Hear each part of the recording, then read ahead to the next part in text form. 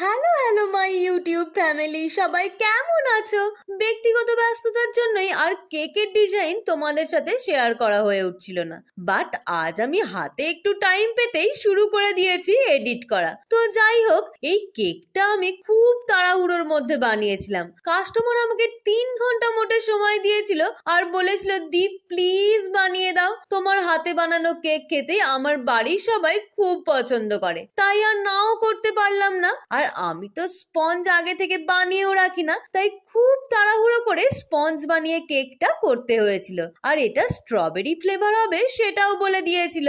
আমাকে কোনো ডিজাইনের জন্যই অবশ্য জোর করেনি, কিন্তু যখন শুনলাম যার কেক সে ডোরেমন পাগল, তাই এই থিমটাই বানিয়ে দিয়েছিলাম।